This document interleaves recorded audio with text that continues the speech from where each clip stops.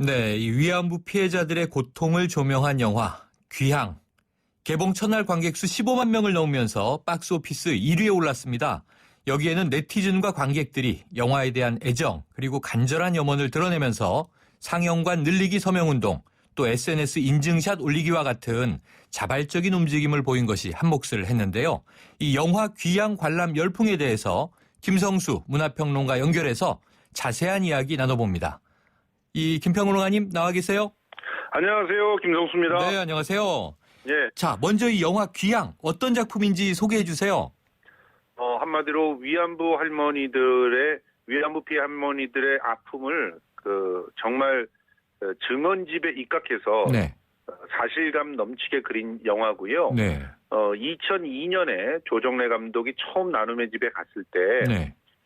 강일출 할머니가 그린 태워지는 처녀들이라는 그림을 보게 됐답니다. 사실 이런 그림들을 왜 그렸냐면 너무나 큰 심리적인 상처들을 안고 있기 때문에 네. 그것을 그림을 통해서 치유하기 위해서 자꾸 그림을 그리게 했던 것이거든요.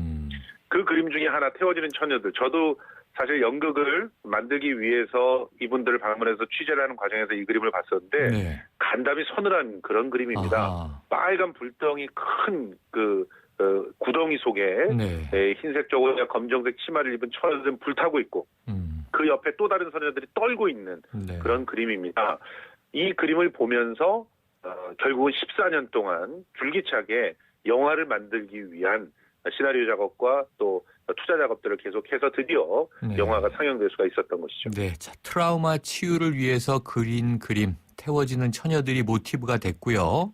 이 제작에 착수한 지 14년 만에 이제 완성이 돼서 이 관객들을 만나게 된 건데요.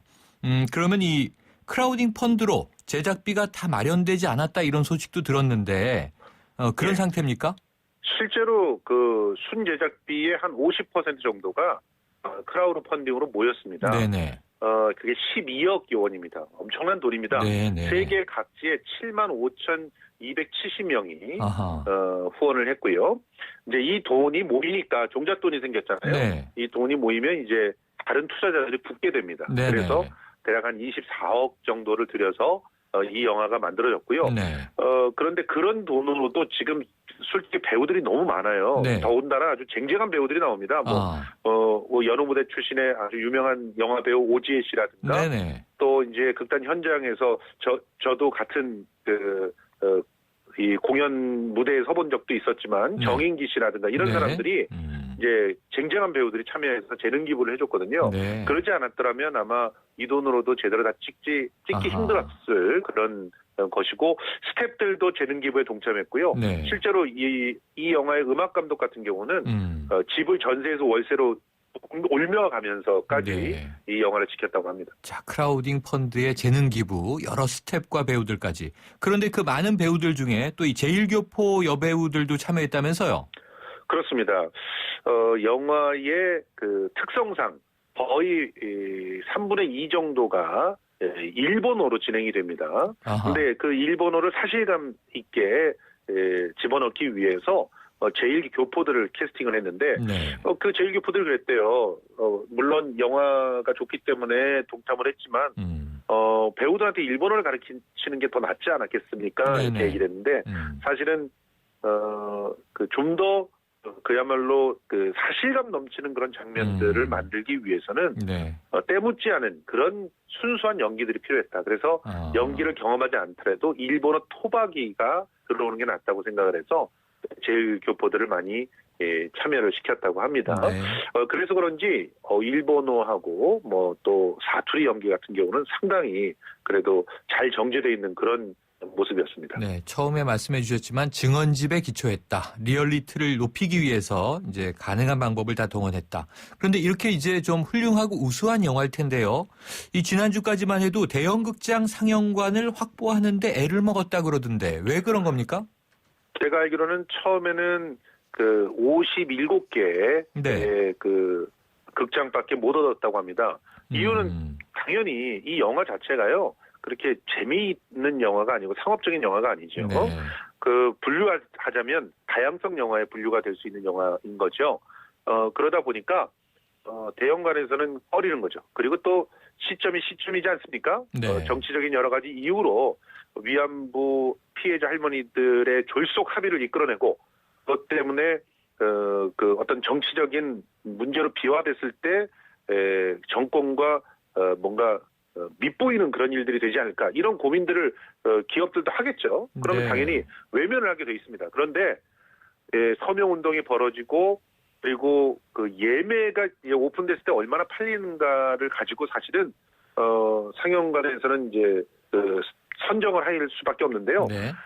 예매율이 폭발을 했습니다. 네. 그래서 그 상황에서 57개에 불과했던 극장이 100여 개가 되고 200여 개가 되고 22일까지 300개가 되더라고요. 네. 그러더니 이제 개봉할 때 507개의 스크린을 따냈습니다. 이건 아하. 정말 대단한 기록입니다. 50개에서 500개가 넘게 이제 확대가 됐는데요. 10배 이상 됐네요.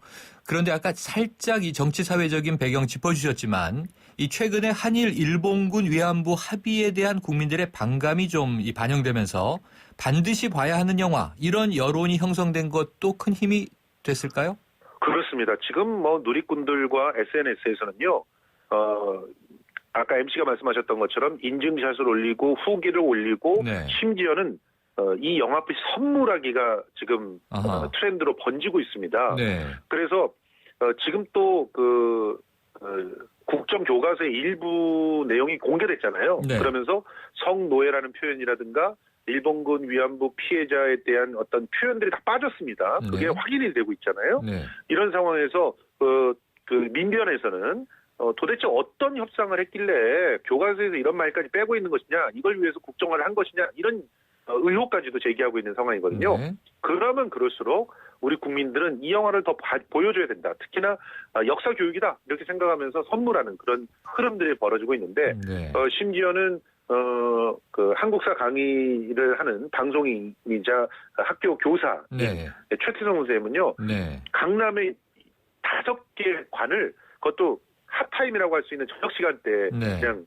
대관을 해버렸어요. 네. 그래서 모든 그 사람들에게 특히나 언론사들에게도 이렇게 무료로 공연을 이 영화를 갖다 보여주고 있는 그런 상황이니까 네. 이런 것들이 이제 첫날 15만을 넘겨서 박스오피스 1위를 갖게 하는 그런 힘이 됐다고 볼 수 있습니다. 네. 그런데 이 제목 귀향 아주 익숙한 제목인데요. 이 귀자가 돌아올 귀자가 아니고 귀신 귀자라고 하던데 그럼 이 제목은 어떤 의미로 해석하면 될까요?